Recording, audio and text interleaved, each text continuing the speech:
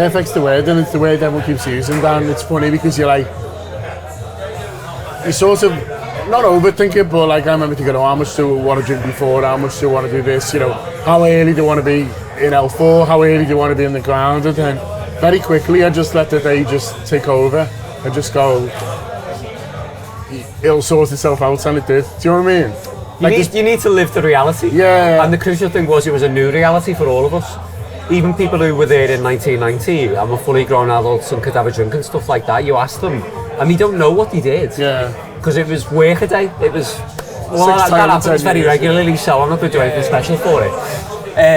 This was culturally, socially, in terms of the community, a genuinely new experience. And even if we just think about the way that we live our lives now compared to 35 years ago, the technology, the way that you interact with it, it's very different anyway. That's a lot of time in the modern world to have passed. So I think even people who were at trophy parades in the mid-60s under Shankly and stuff will have lived something new yesterday and will have lived it with everyone else who's new to that kind of thing. And the fact that the game went as it did was an enormous help, because it became, I think as soon as it went 2-1, really essentially a testimonial where it was just, we're all having a big party and a celebration here. It's not a contest because the opposition knows what their role is, and if you just need to turn up and get beat, and that's the part that you're playing as a player. Well, I also I know a couple of Tottenham supporters. I work with a few. You wanted to get beat. Yeah. Because they get to think, the league season doesn't matter to them. They get to think, well, we took it off Arsenal, and they haven't, because it was never really a contest with Arsenal. Hi guys. But it's one slight thing they can throw at them and stuff. 2 years on the mouse, by the way. Also, I know exactly. That was a big one. That's when it all started to go wrong for their manager, by the way, when he didn't realise that that's what they're in it for. There were loads of them that stayed. I know there was a lot of Liverpool supporters that were in there, but there was loads of white shirts, loads of men and women in white in their end who just stayed to think. Well, this is genuinely an impressive spectacle. Yeah. This is a thing that, in the same way that if we were all adjacent to some sort of mass spiritual event somewhere, you'd probably stand there and go, "This is quite impressive. I'll watch this." Like you've gone to the Super Bowl.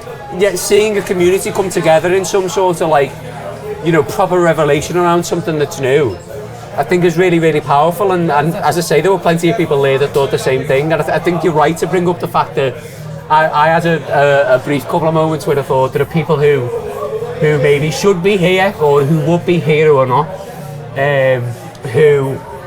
because it is a really, really long time, who may not have made it that distance.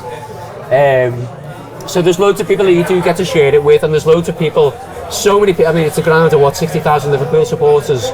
I'm going to wager that over half will have had a little think about someone, of course, family member, mate, whatever, who should have been there with them.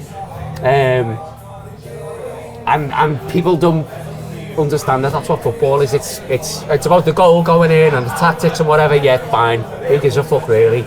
It's the life milestones that you go through with your mum, your dad, your brother, your mate that you met 20 years ago, whatever it is. That changes you, and you live it with them. And when you're on your deathbed, we'll all think about it.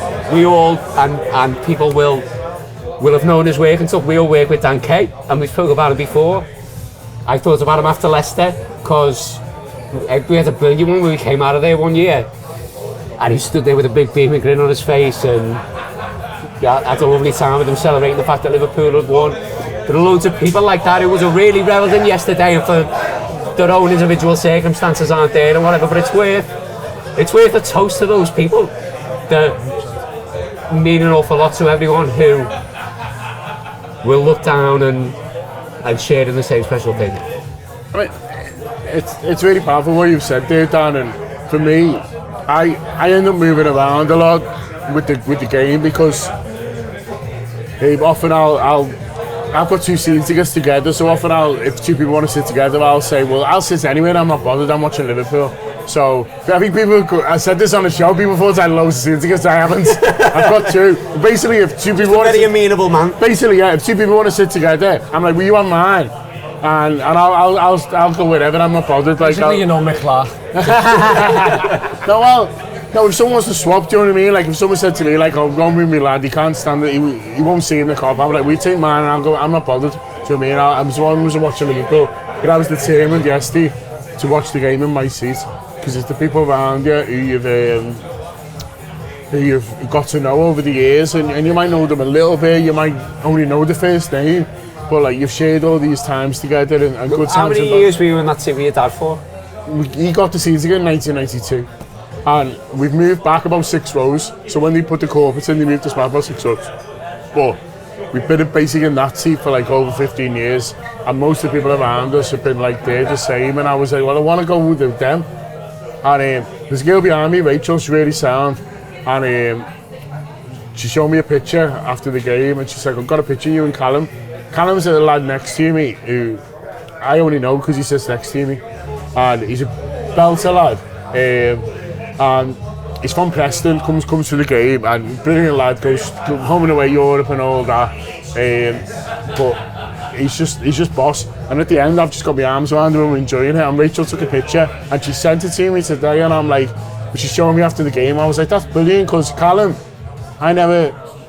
we wouldn't have met, do you know what I mean, if it wasn't for footy. But like, when you mentioned my dad there, Callum come to my dad's funeral, and like, I'll always remember that, because like, you know, he probably didn't even know his surname, do you know what I mean, but he was like, well, you know, he found out he passed away, and but why else would that happen other than this brilliant community thing that you share together? He drove down on his own from Preston to come to my dad's funeral, and then drove back after, and I was just like, that's fucking class, that, do you know what I mean? But he was like, well, he's probably like, well, why wouldn't I? Do you know what I mean? Like, I spent every Saturday with him, swearing his head off. And his dad's a bit like mine, like, they're both like, you know, his dad's not well enough to come anymore. He's going to try and get him to Palace. And I said, I'll meet you at the car and I'll help you get him there. I'll carry him up the stairs, because he come to my dad's funeral. So I'm like, if we need to, there's a lift, but they're obviously worried about it because it's Liverpool. And I'm like, I'll fucking carry your dad up the stairs so he's at Palace, because he come to, you know what I mean? Like, just, you've shared that, and I know how much you mean to him. And that's like people who like, yeah, you let on to for 2 years, and then you go, oh, you get to know each other a bit better, then suddenly it's like, now he's asking about my kids. And in a way, the connection's really superficial. Yeah. As you say, you don't even know the surnames. Yeah. There's loads of people I see at aways, I don't know the first names, I just give them a bit of a nod and a alright lad, and that's it. But in another way, it's really profound, because you share this really meaningful thing that is maybe the most emotional thing from a positive point of view that you'll ever go through. It's a really bizarre set of circumstances that you could never possibly explain to people who don't like football.